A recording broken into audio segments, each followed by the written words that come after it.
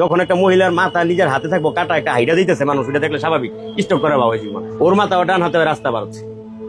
আমি গাড়িটা ব্রেক করতে করতে আমার গাড়িটা একদম বাম থেকে পুরা টান দিয়ে গাড়িটা একদম বাড়তি মন্দিরের গেট পর্যন্ত চলে গেছে।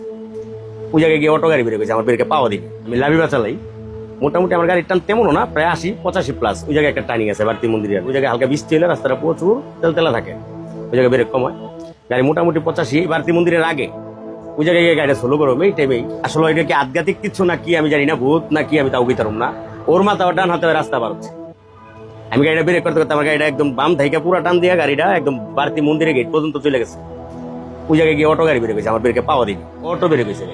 এই কথাটা হয়তো বা কেউ কাছে অবিশ্বাস হইলো, আমার সাথে এটা ঘটছে, এটাই বাস্তব। তখন লাভিবা চালায় কি পার হচ্ছে একটা মহিলা, কি ভূত নাকি তা জানি, কিন্তু তার মাথা তার হাতে, কল্যাণ জায়গায় কল্যাণ নেই, সে রাস্তা পার হচ্ছে। ওইটা দেখে আমি আতঙ্ক হয়ে গাড়ি গেছে মন্দিরের গেট পর্যন্ত। আমার সাথে এই একটা ঘটনা ঘটছে। আর যখন সার্ভিস চালাই তখন জসিমুদ্দির এবনের সামনে একটা ঘটনা ঘটছে। রাস্তা পুরা ফাঁকা, আমি গাড়ি নিয়ে আসতেছি, দুলদুল গাড়ি কামারপাড় থেকে রাত্রে গাবতলি যাবো এই উদ্দেশ্যে গাড়ি নিয়ে আসতেছি। তখন তো ওভার ব্রিজ নেই, কোনো কিছুই নেই, এই ফ্লাইওভার কারে বলে তাও নেই। মহাখালী ফ্লাইওভারটা হইতেছে 2002 সালে নতুন করতেছে আবার, তখনকার ঘটনা। আইতেছি পুরা রেবনটা দেখলাম যে একটা পুরা রাস্তাটা ক্লিয়ার, মানে খাপাড়া পর্যন্ত দেখা যাচ্ছে রাস্তা ক্লিয়ার। আমার 10-15 হাত আগে হুট করে দেখি একটা মহিলা পার হচ্ছে, এমন সুন্দর, আমার জীবনে এরকম সুন্দর মহিলা দেখি। এমনকি আমি গাড়ি নিমো না বামে নিমো না, গাড়ি ব্রেক করবো না কি করবো আমার উঠতে নেই, মানে ওনার দেখার পর যাই হোক ব্রেক করছি, একদম ওনার পায়ের সামনে গিয়ে ব্রেক করছি, যাই দিয়ে আর কেউ নেই। সার্ভিস চালানো অবস্থায় দুলদুল চালাই, এটা ঢাকা সিটির ভিতরে গাড়ি চালাই তখনকার ঘটনা। কিন্তু বরিশাল রোডে গাড়ি চালানোর পরে এই বাড়তি আমার সাথে একটা ঘটনা করছে, আমার নিজের চোখে দেখে কিন্তু অবিশ্বাস্য, হয়তো মানুষের কাছে বিশ্বাস হবে না, আমার সাথে এটাই করছে, একদম বাস্তব ঘটনা। আমার মনে তো মোটামুটি প্রায় তো বহুদিন হয়ে গেল, 30 বছর হয়ে গেছে প্রায়। 1996 সালে আসছি, তো 96-4 আর 26 প্রায় 30 বছর। 30 বছরের ভিতরে আমার সাথে এই বাড়তি মন্দিরের মতো ঘটনা আর কোথাও ঘটে নেই। এটাই খুব ভয় পাইছি, খুব মানে ভয় না গাড়ি।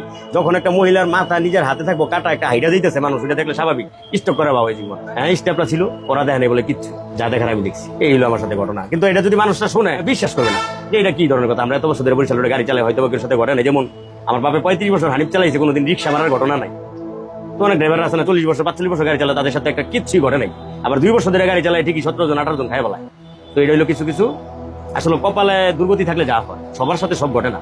আরেকবার সোয়াগাজী দিয়ে কুমিল্লা থেকে গাড়ি চালায় আসতেছি, কুমিল্লা থেকে আসতেছি, মানে কুমিল্লা বলতে কি চট্টগ্রাম তাইছি, কুমিল্লা সোয়াগাজী ঘটনাটা আমার সাথে একদম পুরো আমার চোখ চাওয়া, সবকিছু ওকে ঠিক আছে, বেরে ঘুরে সব ঠিক আছে।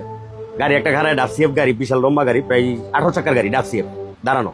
আমি গাড়ি নিয়ে আসতেছি, সুরমা গাড়ি, রিজার্ভ গেছিলাম কচুয়ার থেকে চলে, কিন্তু আমি কচুয়া ফেরার উদ্দেশ্যে আইতেছি। সোয়াগাজী আমার সাথে যে ঘটনাটা, সোয়াগাজী আসার কারণ হলো কিছু যাত্রী ছিল, ওনারা নামবে যে কুমিল্লা বিশ্ব রোড, ওনাদেরকে নামে আবার গাড়ি ঘুরে আমি যাম হইল গিয়া কচুয়া। তো ওই ক্ষেত্রে আইতেছি, সবকিছুই ঠিক আছে, গাড়ি ব্রেক করতেছি, ব্রেক হচ্ছে না, কিচ্ছুই না। ওই ডাফসিএফ গাড়ির ভিতরে শুধু শুধু গিয়ে বাম সাইড মেরে দিলাম, বাম সাইড মেরে দিছি।